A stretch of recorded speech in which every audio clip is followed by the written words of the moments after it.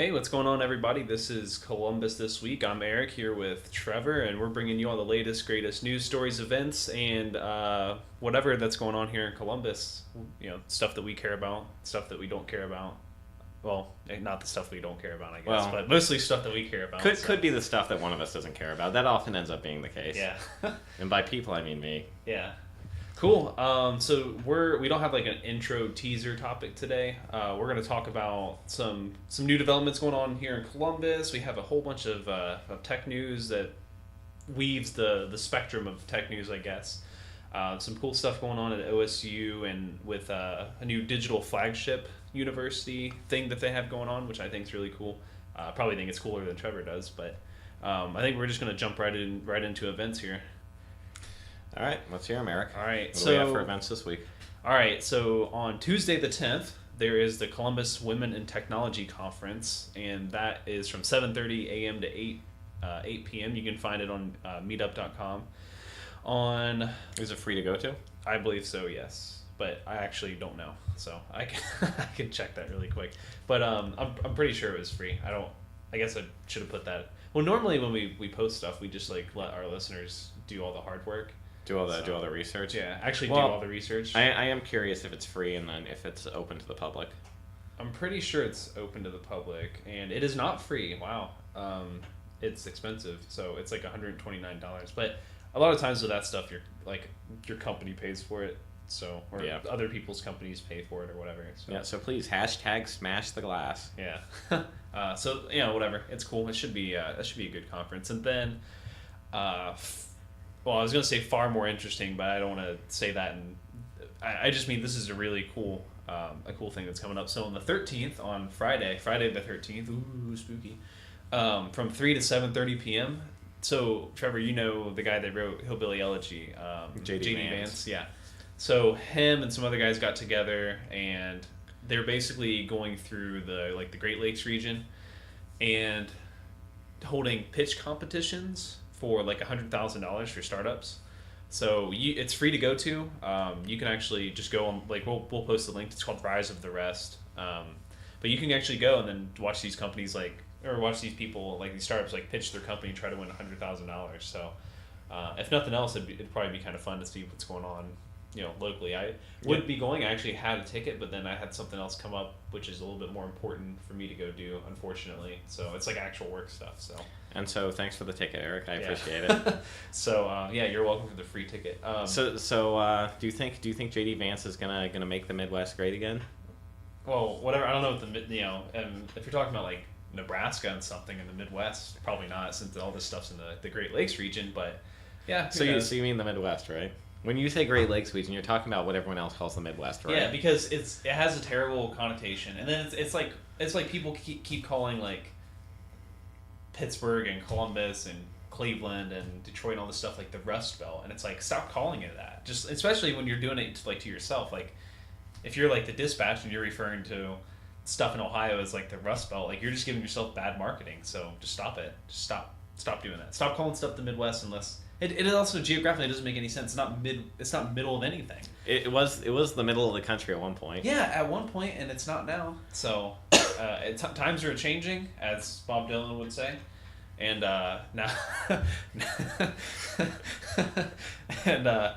now it's time to call it. I think so. When you're going to call something, you should call it based on like the defining geographic features. So, like, we have like the West Coast and we have like the East Coast. So when you're bordering, you have all this land and it's surrounded by this gigantic body of water in the middle of like a continent. And we call those areas Great Lakes. We should call the area around them the Great Lakes region and not the Midwest, which is not Midwest of anything. What if it was Midwest?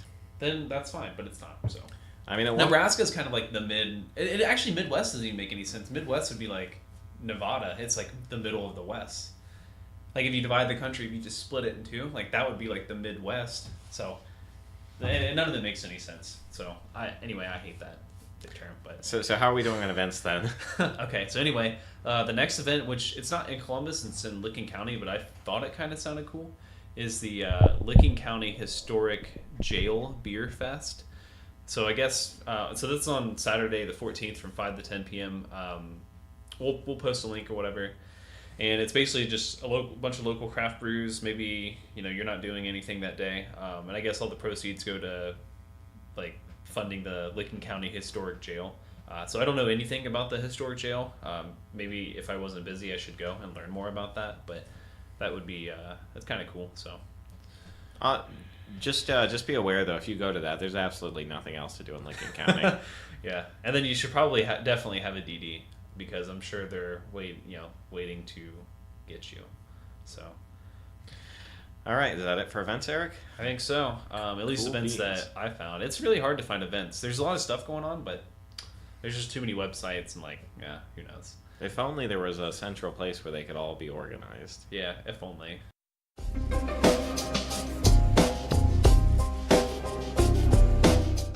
So moving on to community. Yeah. So in very awesome related news, and part of this is because of me being part of the Yelp Elite membership.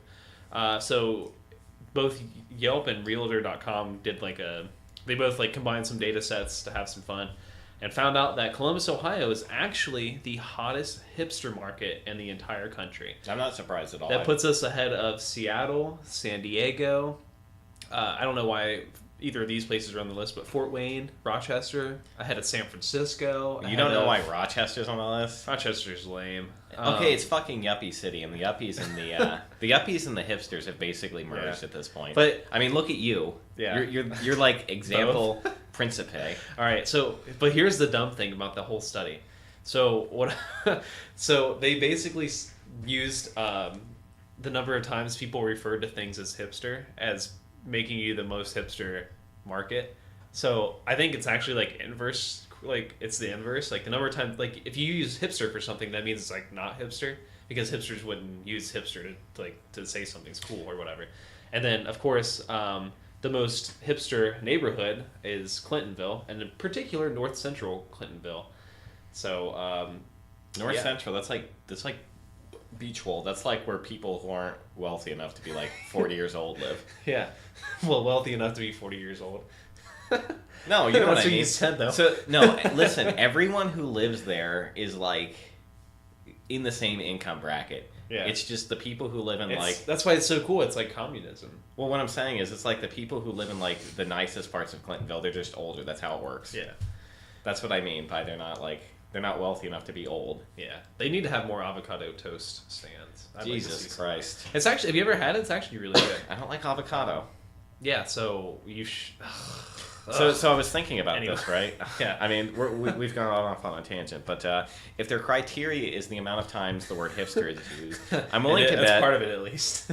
I'm willing to bet this list is actually much more accurate as a cities that hate their hipster populations the most.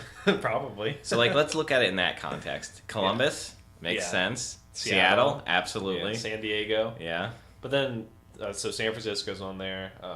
Colorado Springs, Oklahoma City, St. Louis, Charlotte, North Carolina. I don't know. I'm getting bored just reading these because who cares about some of these places like Asheville? All that North matters Carolina. is that as it should be, Columbus is at the top of the list for something. Yeah, we gotta be number one in everything, just like Really? America. Yeah, number one illiteracy. We'll take anything really. Yeah, anything that makes us number one. Okay. So, and I mean, I think part of that's because I'm Yelp Elite, so I'm just such a force in the Yelp community that I'm just promoting Columbus to number one. So I'm just gonna say that as a last little comment for that. Think about how pretentious you have to be a Yelp Elite member. You don't have to do anything. You just have to have somebody invite you. I could make you Yelp Elite, but I'm not. I'm only gonna do that if somebody pays me though. But What if I give you a nickel? ooh, I don't know. That's tempting. So, and somewhat not related news. Well, in Columbus related news at least. So across the street from Grandview Yard, there's a 10-acre site that's basically a big garbage dump. At least as far as I'm concerned. And apparently some company bought it, and then they're gonna put a whole bunch of good stuff there. So that's cool. Listeners can check out the article. I for stuff like this, it's just there's so many different it's almost every day there's some new development going on. So they're not really worth discussing individually, but I think it's kind of cool to mention them just so hey, don't forget we're doing there's cool stuff going on.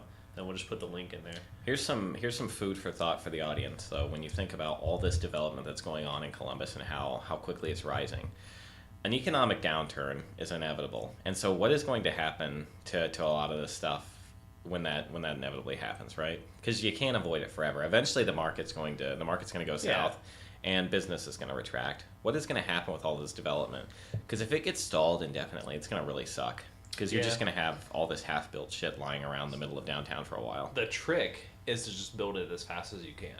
I agree with that, but the thing is, but why? I mean, why would it though? Like, why wouldn't you instead of like, let's say you have half-built stuff or like prices for I don't know condos or something like drops drastically.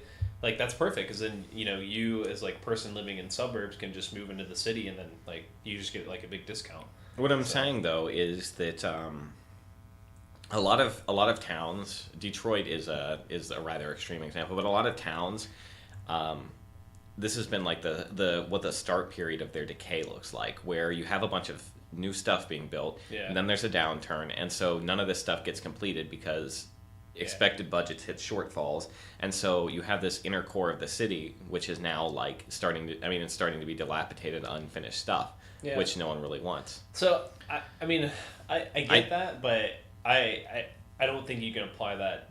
I think you can look at it as like a general thing, but I don't think you can.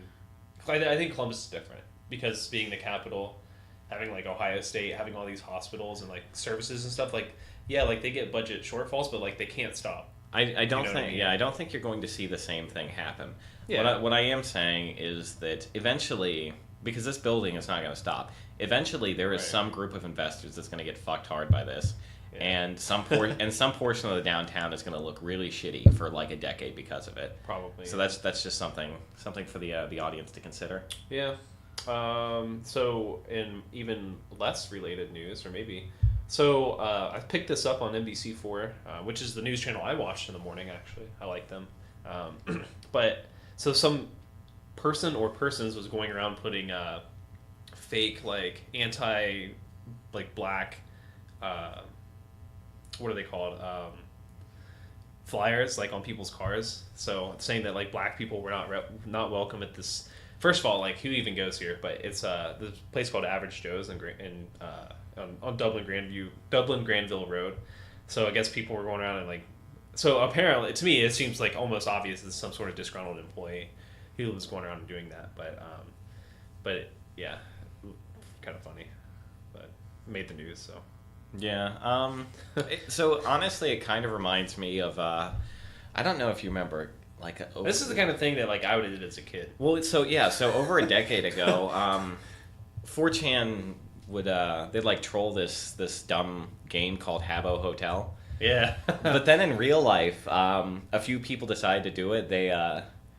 They posted up posters of like. People, they would go to like public pools and they post up like signs saying that the pool was closed because it had AIDS in it and that like no black people were allowed. That's so stupid. I mean, it was like peak 4chan, so yeah, of course it was really fucking dumb. But the thing is, everyone started treating it as a hate crime, and it's like, oh, so then it got out of hand. Well, I mean, I don't think that's the appropriate response for that kind of thing. Yeah. Whatever. Anyway, so another. Well, again, I guess switching gears again, maybe. So I was reading. So State Auto, they're actually headquartered here, I guess. They have like a big building and stuff downtown, but apparently they launched a new $25 million innovation like center / fund. So that's pretty cool. I like this. I like seeing that.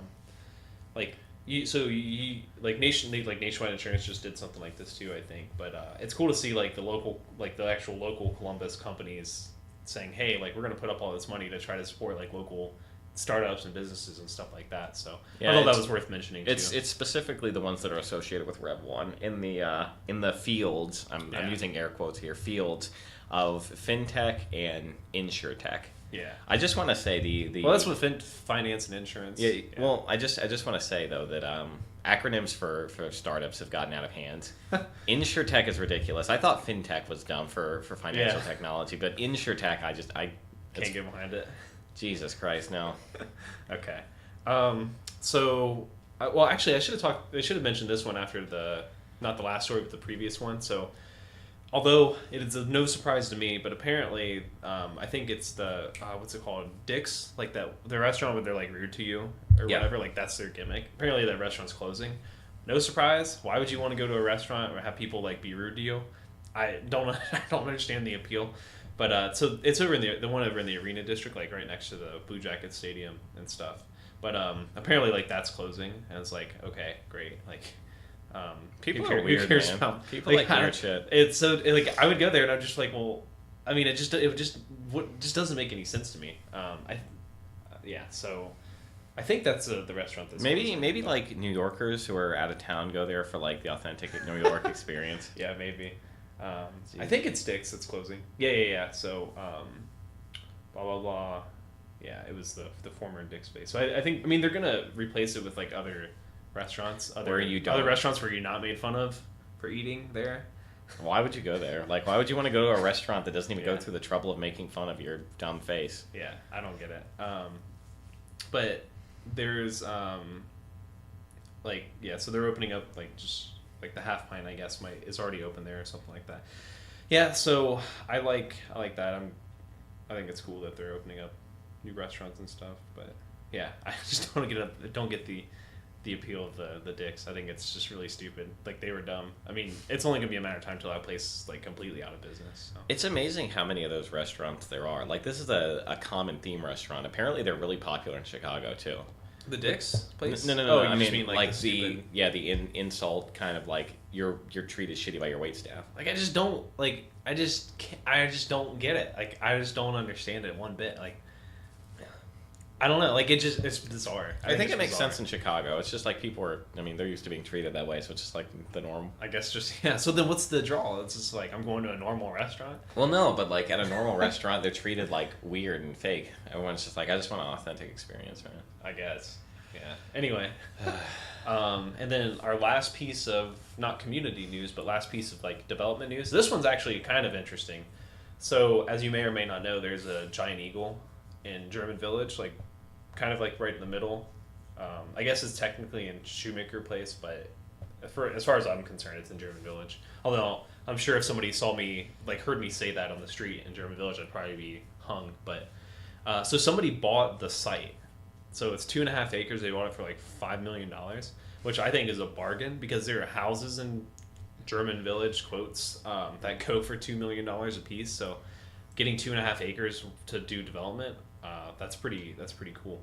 What I'd like to see, which I think would be pretty cool, maybe they're going to do this, is instead of just having just the giant eagle there, like having giant eagle, but then having like business, like offices or like apartments or something on top of it. Not just like we're looking at the picture for our listeners, but not just like put all this stuff on top of the giant eagle, but like tear the whole building down and redo it, and then have like I don't know, like restaurant, shop, like giant eagle, like market, like shopping, like doing all that kind of stuff, pharmacy, all that there, and then also having access to offices and stuff. Because otherwise, it's like what's the point of? Well, if you're gonna tear it down, it makes more sense to like put in a Whole Foods or something, though. Well, yeah, I mean, because there's not one down there, and true. It's the correct market for it. German True, Village. that is true. I don't care if they won't put a Kroger in there because there's one in the brewery district, but as long as they put some sort of combination like I described, where it's like some a supermarket, like place to get food, and then also like offices and stuff like that, I think that'd be pretty great. You're very into mixed use space. Yeah, because it makes sense. Because it's resilient. So if you just build like it's like you have all those downtown or those like office parks or something like that. So what happens when people move out? You just have these empty buildings, and then they don't make sense for anything else. They don't make sense as apartments. They don't make sense as new office space because people don't want to have their office there, or they would have kept their office there. And you can't. I mean, you just can't do anything with them. You have these giant, stupid buildings. But having like mixed use, or even if they put in like a small little boutique hotel or something, like having that kind of stuff. So when you have the economic downturn, like you were kind of talking about. Okay, so maybe people don't live there anymore, but you still have a market. Maybe you still have the hotel, so like there's still income coming in, and it's a lot better, I think. So, yeah. And then our final piece of community news, which is probably the most interesting thing. So we've been holding this back for last. So on the 4th, Ohio State gave out they did like a press release, and apparently they're partnering with Apple to launch to make Ohio State a digital flagship university. So, Trevor, I know how much you love Apple, so maybe you don't like this as much as I Oh, do. I don't like this, but it has nothing to do with Apple. Oh, okay. So, first, as obviously, I think it's a good idea. I'm sure you don't like it, so maybe you can you can be the negative Nancy today, like normal. All right, so the whole thing is about putting devices and all this shit in the classrooms and like Sure. let's enhance quote unquote the classroom Well, hold experience. on. Well, before we do that, let's tell our listeners what will be there. Just because you mentioned that. So, Ohio State will establish a student success initiative to integrate learning technology throughout the university experience. Kind of generic, okay. An iOS design laboratory on the Columbus campus, serving faculty, staff, students, and members of the community. Kind of generic, but I kind of see where they're going with that. And then university-wide opportunities for students to learn coding skills to enhance their career readiness in the app economy. That I'm a huge fan of. Anything that gets more people learning how to code, I think is good, just in general. So I think that's cool. And then it'll start in autumn 2018, and people will get I'm not too big of a fan of this because they're going to hand out like iPads and stuff, which can be useful if you use them right, but also I think a lot of people don't really take advantage of the like here's the student and like here's the tablet experience. I think they do it poorly. So, but anyway, so what's your what are your objections here? Okay, so the design lab is cool, right? You're just like providing a space for people to work. I'm perfectly fine with that. My objection And probably train I would imagine they're going to have some staff there with like some sort of experience to help people. I mean, it's do all stuff, it's all very vague. I wouldn't bet that they're going to spend that. I mean, there'll be people there, but I wouldn't bet any money on how experienced they'll be. Yeah.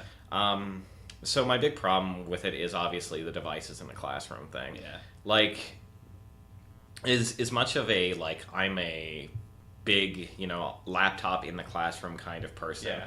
Which to some surprise you may know I am not. But. Well, so here's the thing. I went while I was going to school. I went through many arguments and fights with teachers about this. Yeah. But I mean I understand why teachers are against it. Just because as a general case it's less Students efficient. are just they just get easily distracted. And they're Yeah. like, well, let me do this bullshit on my laptop instead of. Yeah, and if you don't commit to like just writing notes on your laptop, it is Right. it is so much worse if you're actually trying to learn the lecture. Yeah, I agree with that. A lot of my use cases were like I'm just doing other work and I'm obligated to be here, which I think is a great use case for a laptop because I don't think classes should be mandated. But Yeah. I mean, many aren't. I mean, it's kind of that's fair. It depends. I'm a big fan of giving the professor the choice, like the decision making there. Like you have to come to the lectures. You don't have to. I don't really think it's good to have a prescription like you always have to be there. Or you always don't have to be there because, I think that when you do that, you're overgeneralizing and making people conform to some standard that may or may not work. So, Yeah. yeah. So my point that we drifted from though was that despite me being very pro laptop option, at least if class is mandatory, I don't think it's good for the classroom. Yeah. Because people in general tend to get pulled into the devices and tend to get distracted. And I mean, even taking notes just aren't as efficient on a device as they are handwritten. Yeah. Now I've looked at the studies at that, and I have some problems with the sort of conclusions drawn, because one thing I don't think that's really been examined during these studies is whether or not it would be as effective if you had like a sort of notes only device. Yeah. Because the big problem I think is that people you can't stop people from getting distracted from clicking on hyperlinks and from navigating their mind mentally away from the lecture. Right. Or they're staring down their device, and you cannot give attention to both things at once. So you're like constantly flopping back your attention, I think, between what the professor's saying and then like whatever you're trying to do on your device. Like maybe a program crashes and then now you're like, oh shit, I lost all my notes, and then maybe you're like fumbling around with that. So now you're not paying attention, and Like I think when I would sit down and be dedicated to using like Evernote, it would work fine, Right. for recording notes. But I think there are a lot of pitfalls there, and so I don't think it's a net positive for the classroom if the goal is to try and educate students as well as possible. Yeah. And so that's sort of my take on Yeah. why it's not the greatest thing. Yeah, so I think we both agree on university-wide opportunities for students to learn coding skills. Frankly, no matter what you're doing, even just having a basic even just having written some code and like built something, I think goes a long way toward whatever career, like no matter what your career is. Because like, I mean, even if you're A construction worker? a construction worker, I mean, at least you can understand how like websites work or something. I mean, just some basic understanding. So like when something's not working on your computer, you don't just throw your hands up and you're just like, I don't understand computers or whatever. And the other good thing about that is, and this isn't this pro argument isn't Apple centric. It just happens to be that they're the ones doing this, but the like. It can spark somebody to do that, make that big, start that next startup. So like the construction worker case, maybe they get a chance to like write some code, and then maybe they build an app, or maybe they build a website or whatever, and then that sparks them because like they have that cross-pollination with whatever work they're doing, and then now they can apply technology tools towards that and maybe make something better. So huge fan of that. I agree with you with the devices, partly because like we've seen time and time again, whether it's a Chromebook or an iPad or whatever, just saying, hey, here you go, everybody gets this like technology, almost never like comes out right. They end up just wasting a bunch of money on it. Yeah, and this is especially prevalent in high schools right now. Yeah.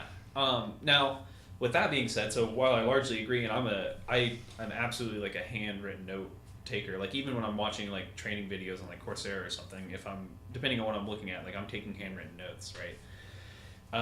So with that being said, I think the large problem isn't so much, well, I mean the device is part of the problem from on one end of the spectrum, but I think on the other end of the spectrum, the problem has been software. It's the software support. So what will happen is, now I think a university is better positioned for this, but like a high school is not, and they're basically at the mercy of whatever vendor. So they get promised like, okay, so if you get these tablets, whatever they are, whether they're Android or iOS, like you get these tablets and we're going to enable your students to like do all this cool stuff, right? Like you can go watch hype videos on like Apple's website for like, working with like medical technology or like taking pictures or doing photo editing and stuff. But the problem is like, yeah, they like get all this stuff and then the software like doesn't get updated. It's buggy. It's, done by some piece of crap third-party company who doesn't really care. They're just like there to do, just there to do whatever.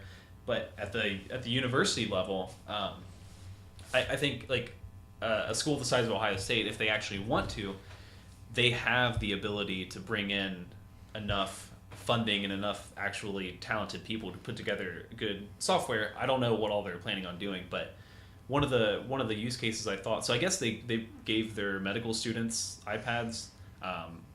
I think that sounds cool because like I don't know, maybe you can, instead of like, I mean, if you've been to the doctor, they're like on the computer and they're looking at you and on the computer, like maybe having a tablet makes more sense to do that. Some of the some of the things they do, or maybe like I don't know, like let's say you have a rash, right? For just as an example, and you're describing this rash to your doctor or the nurse or something like that. Why don't they take a picture of it? Maybe they could use that later as part of their diagnosis. Like I don't know what the complete doctor workflow is, but maybe they take that home and they're like, oh yeah, like maybe that looks more like a cancer, or maybe that looks more like this bacterial infection versus something else. But I mean, doctors don't have perfect memory, so I think that's kind of a weird little use case where something like a tablet kind of makes sense, or even a phone. But if they do the software and they get the actual use cases right, instead of just saying, hey, throw technology at it, I think that could be helpful. So. Yeah, I don't know. I'm not as optimistic as you are about the. Oh no, I'm not optimistic about that. I'm just saying I see. It's possible to do it. You're just painting a pie in the sky kind of. Yeah, I'm just saying if the motivation could be right. I think a lot of times it comes down to the software side of it ends up being done poorly. I will say OSU is certainly not lacking for their ability to create custom suites of software. Yeah. I mean the fact some of them are bad. I mean the fact that they have their own ridiculous version of Java. Yeah. is insane. Yeah. Yeah. So I'm not a big fan of that. I think even so, like when I look at when I look at like these kind of initiatives, when I look at the uses, I think more towards the professional and the grad student side versus like the first year freshman student. Like, I just don't think they can get as much value out of it. Oh Versus yeah, like, no. like the medical student, like that's a perfect little use case where, or maybe like even you're looking at a rash like, okay, I've seen that before, but I don't remember. I think it starts with this. Like maybe you can look it up and see an example, and you're like, okay, well those look kind of similar, so maybe that's the same rash. You can put that in some notes or like jot something down. Like, You're very into this rash analogy. well, I think it's a good one, isn't it? Because like you get the picture. So All right. Well, Yeah. should we move on to technology? I think news? we beat that one to death, but I think it's either way though it's good for Columbus. So I mean, we could stay on the topic. I don't want to be rash about this. no, it's okay. Okay, so you're up next for Tech news. Okay. All right.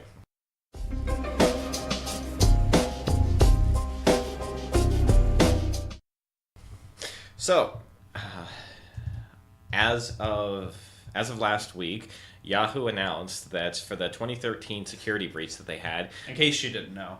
it was a pretty big breach. It at the time, at 2013, it was the largest data breach in the world. Yep. And now, with the full reveal of what happened during that breach, or at least the full details that Yahoo is willing to disclose, the numbers bumped up from like 1.1 billion to 3 billion user accounts impacted, which once again puts them in the position of having the world record for the most people's accounts breached. Yeah.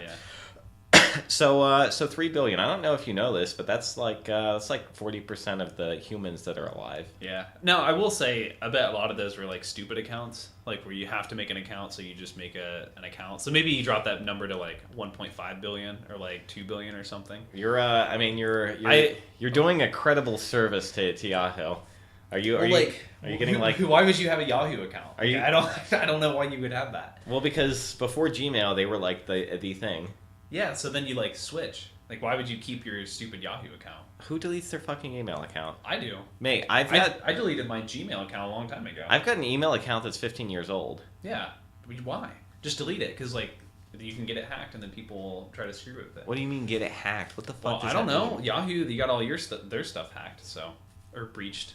So, anyways, this is a bad thing, sharing 40% of the world's data. This keeps happening. I think the big takeaway from that is this keeps happening, and it's not happening less and less. It's happening more and more, right? Yep. It used to be we could go like a year before major breaches, right? You'd have Yeah. like the Yahoo breach and then the Sony breach, and now it's just like every other month there's a major data breach. Yeah. And everyone is holding more data than they ever have. And I mean, it's more and more personal.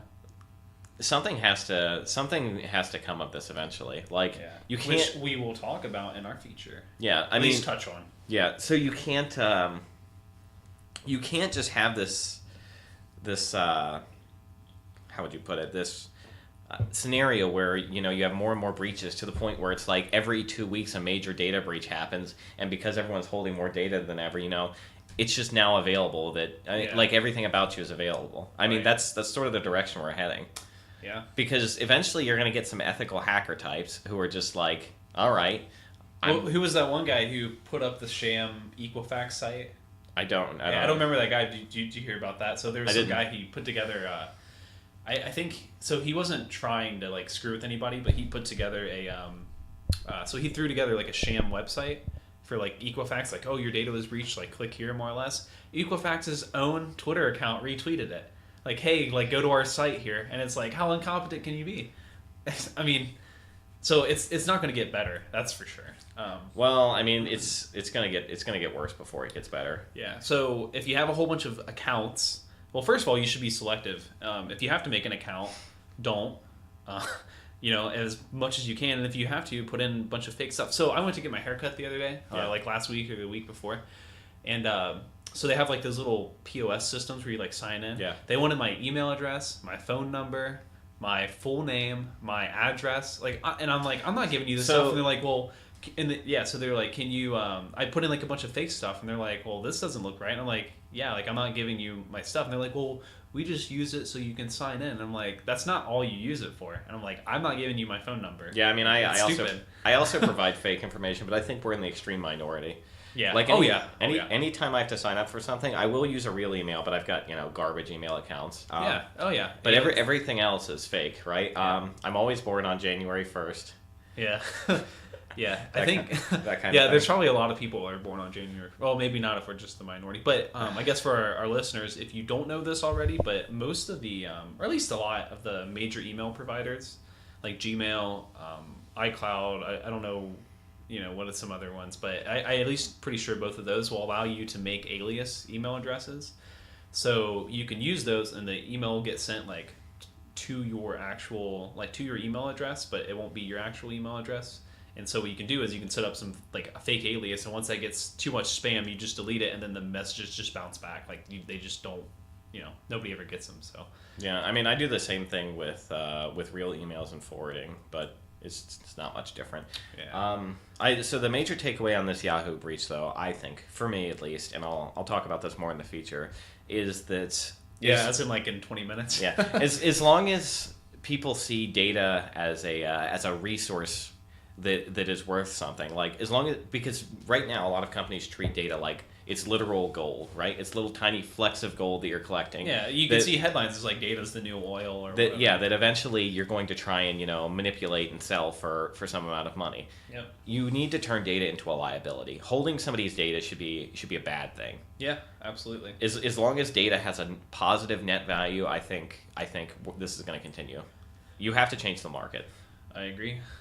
So, but we'll go into this a little bit more Yeah. later. So I just wanted to lay Yeah. out my preliminary thoughts. So, in tech news, I guess it's not like technical in the sense of like a breach or anything like that, but I saw a fun article in the New York Times about open offices, and they did so I'm sure that Microsoft paid for this because it's a pretty good advertisement for their working space, but it's still, it's a fine article. But So native advertising. yeah. So so for our readers who may or may not realize this, whenever you see like this big news thing about like something on the New York Times, like if you check out this article, it's almost 100% for sure that my journalist guy, we will fly you out here and pay for you to stay in this nice hotel and pay for all your meals if you come out and write this article about our workspace.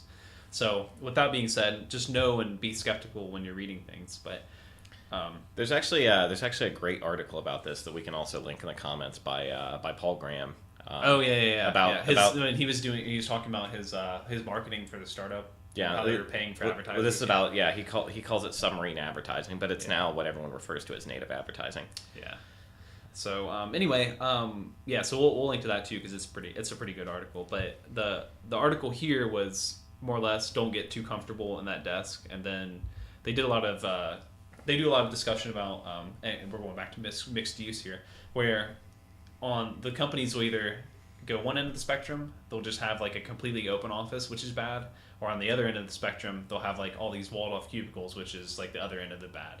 And so the article just kind of talked about a mix of that. So like they have these cool looking like phone booth. Well, Microsoft does at least here. They have like these privacy like kind of. I guess like like if you need to focus and get something done, you can like break out and like go to one of these rooms and stuff like that. So that looked pretty cool. And for our like technology, more tech oriented listeners, they might think that it's a cool article. And then if you maybe you own a business and you're listening to us, well, first you should resign because you're irresponsible. But then also you can get some cues for how people probably should work, which is a huge amount of mixed use locations instead of just prescriptive, like everybody works the same way. So I will say it's really interesting that this is coming from Microsoft, though, because Microsoft, is known in sort of the big tech companies as like the office place, right? Yeah. Because almost everyone who had a developer job had an office in Microsoft. So this is really an interesting change coming from Microsoft. Yep.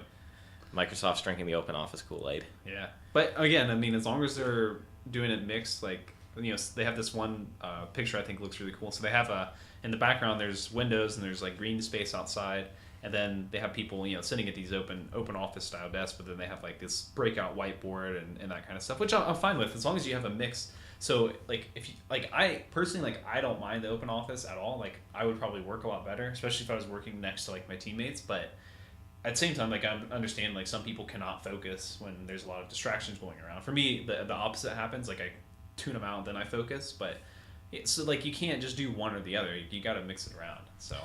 I will say though, if and you it's got to be good looking. Well, if you have an office space that doesn't have any windows, your employees will grow to hate you.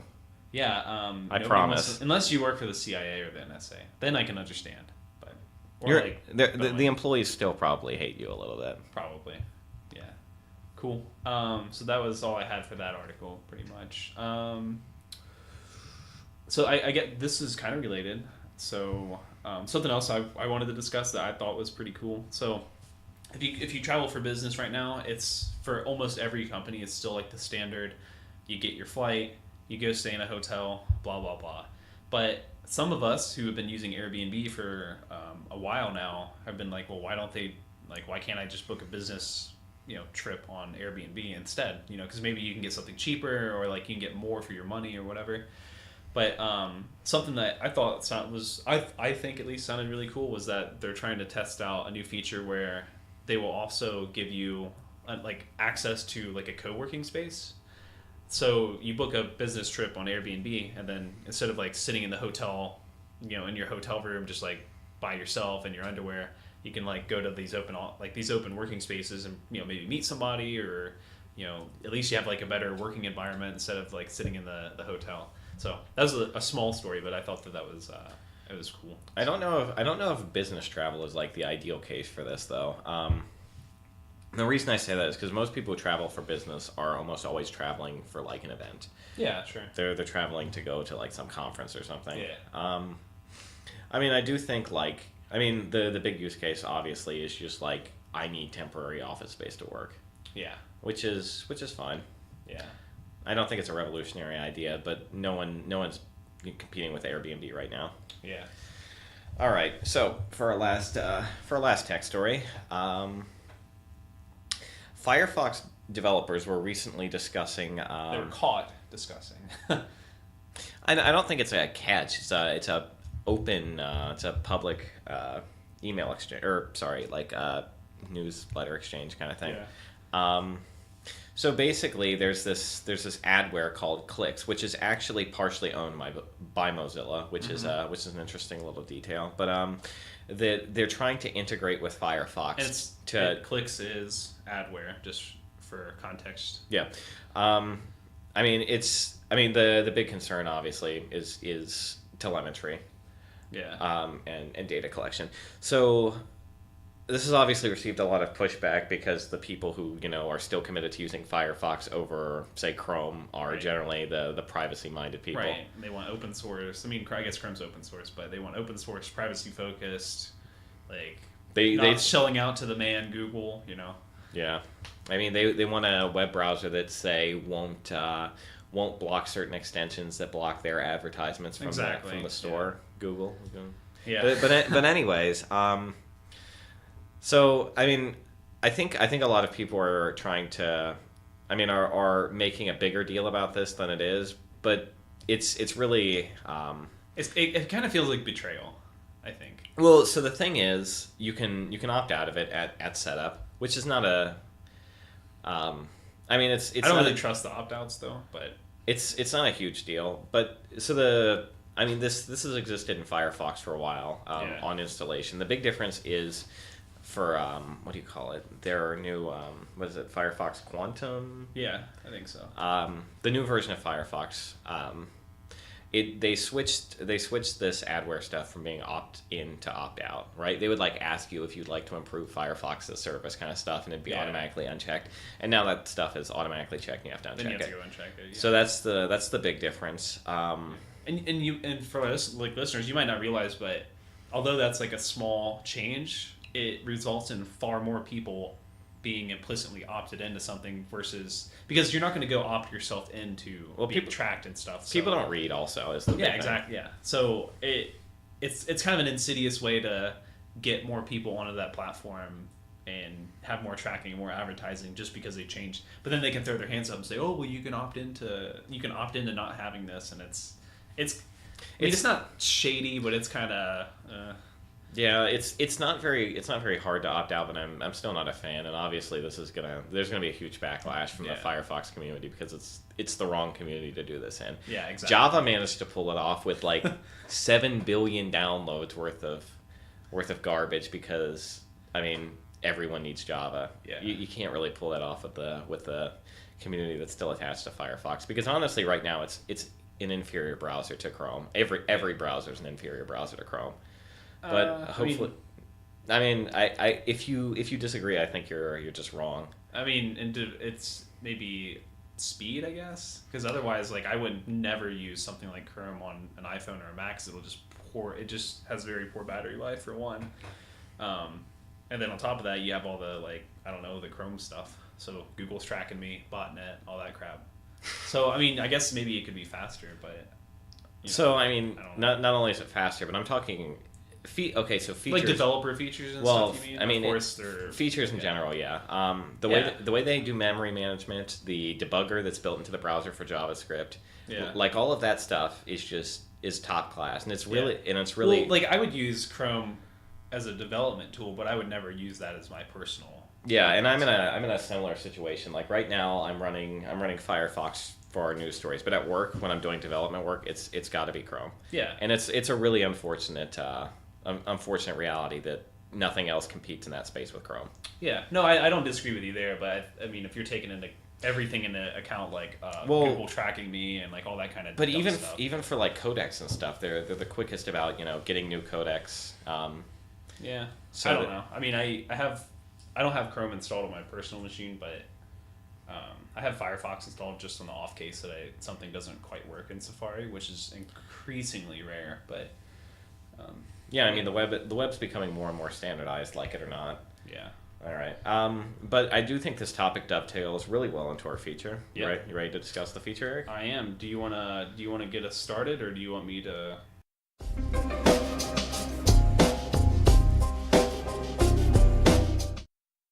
To start it out. Well, okay. So I'll give some context. Yeah. So for some context. All right, so this has its roots in the 90s a little bit in Europe.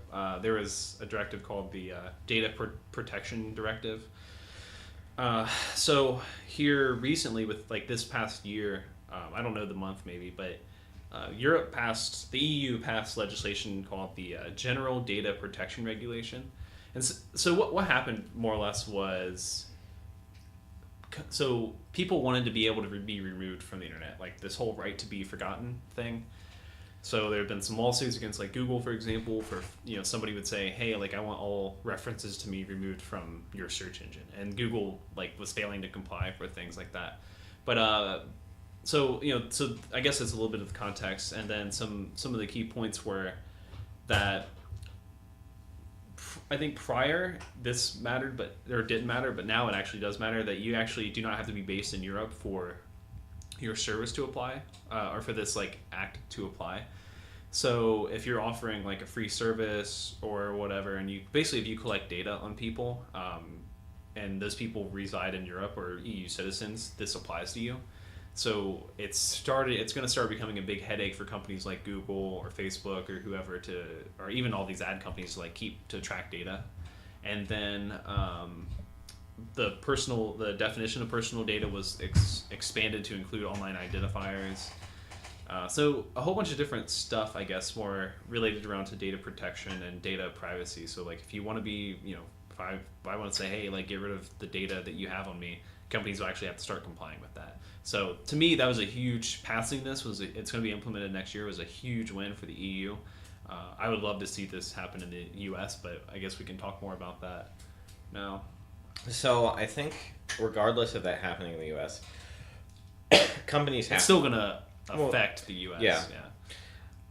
I mean, they mentioned that this is supposed to apply to EU citizens whether or not they're based in EU locations. Yeah. Which is kind of important, but long term I don't think is that important. And the reason I say that is because web development is really expensive.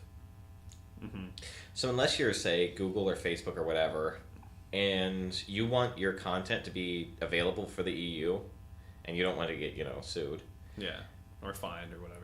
What you're going to end up doing is you're going to end up worldwide, or at least in all of the English versions of your site, you're going to end up complying.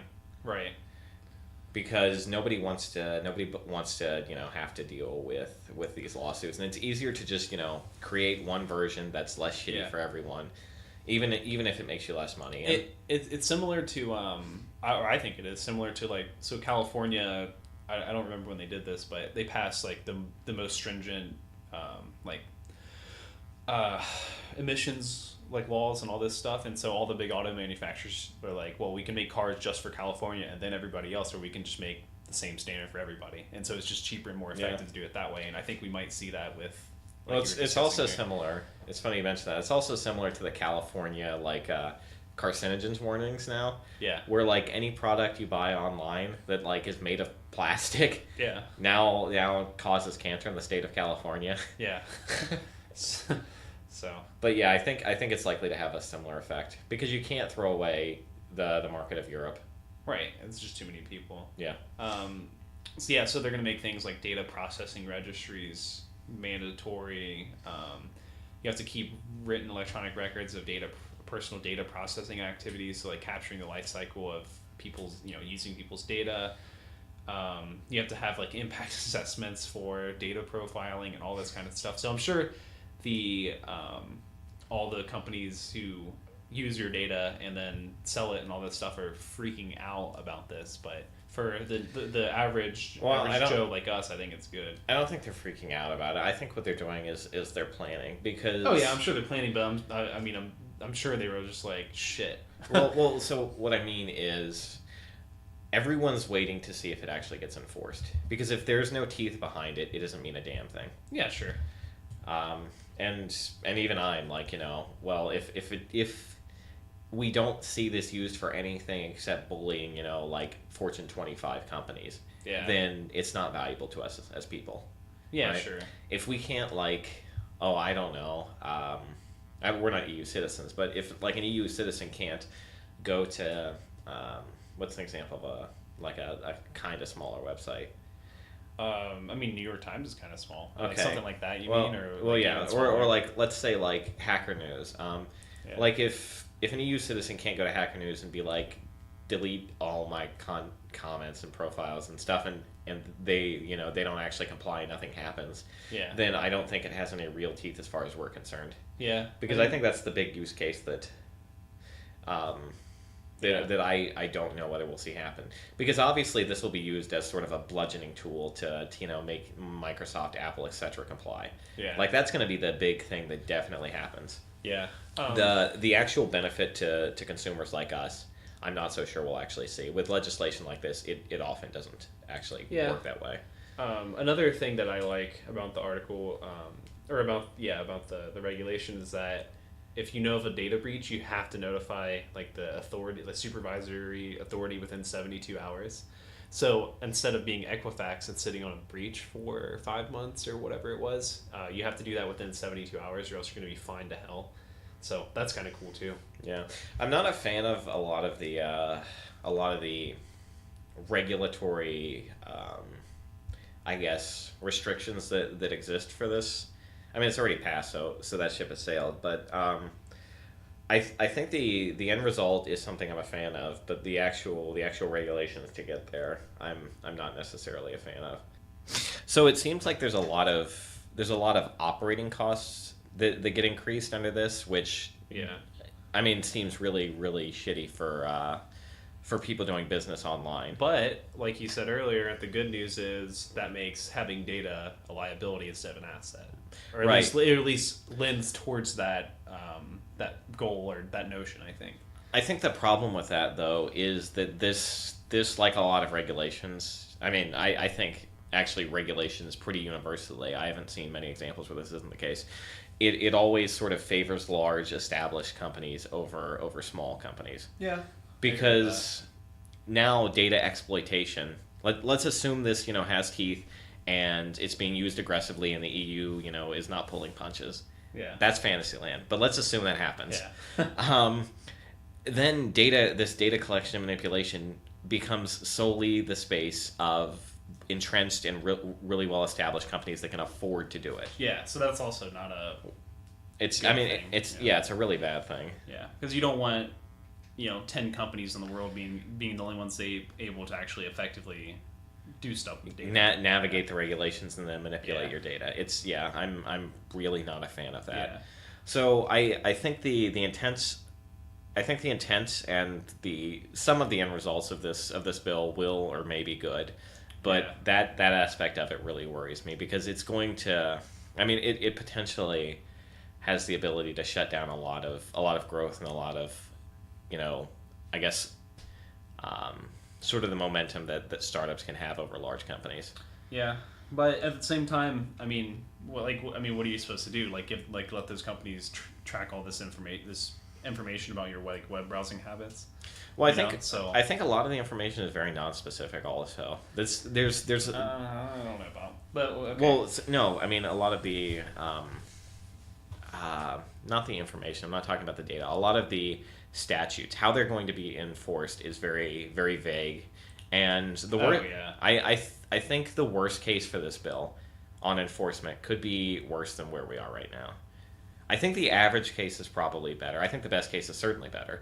But I do think there's a worst case scenario where we end up in a worse position than we were before. Yeah. I mean, you don't know until it actually gets implemented and see what they actually want to do. But so I guess we didn't mention this. May 28th, 2018, May 25th, 2018. That is the date this will be implemented, and you'll have to comply. So we are what, 7 months away from that? Yeah, 8 months, basically. Okay. So it'll be interesting to see how this goes. Yeah. I mean, I'm looking forward to it, even though I do think there's a possibility that this could end up going really south for people, or at least for new, younger companies, while not affecting the bigger companies. Yeah. We'll see. At the end of the day, we do need something to happen. So what that is, maybe this is or is not the right case, but like we touched on with all these hacks and all the way that these companies steal. They track you, profile you, use the best psychologists in the world to get you to click on more stuff. Fundamentally, it's just not a good thing, and it's not good for people. It's not good for the internet in general. I mean, maybe it's good for short-term commerce, but so was handing out packs of cigarettes. So to me, it's at least on its face, it's hopeful regulation. Maybe it's not. Maybe it doesn't turn out well, but we don't know. I don't know all the details either. Like, you can't. Yeah. I didn't get a chance to read the bill. I mean, the whatever they want to call it. So. Yeah. At the end of the day, I think data needs to be a liability, so that's good. Yeah. But it does lend towards that. But I don't think requiring companies to have all these new jobs for data management and all these. It's kind of like another layer of bureaucracy. That's really my big objection to it. Is, I mean, I guess I always fear for the worst when it comes to this kind of regulation, because there have been times when regulation was just used as a bludgeon against people, and that I'm not a fan of. I agree. So. All right. Well, Trevor, you ready to wrap up? Yeah. I think this has been a great episode. We talked about development, and then we talked about data, and then we talked about development. A little bit more techie than some of the recent ones, but I think good. Yeah. So. All right. So this has been Columbus This Week. You have anything else to add, Eric? Oh, that's it for me. I'm ready to go watch some baseball. I think the Indians are going to win the World Series this year. So. Jesus Christ. All right. Thanks for listening. I don't care about baseball except the Indians. Well, except the playoffs, and only if an Ohio team is going to win. So, Indians. Yeah. All right. So thanks for joining us. See you again next week. Yep. Hope to see you next week. Bye-bye.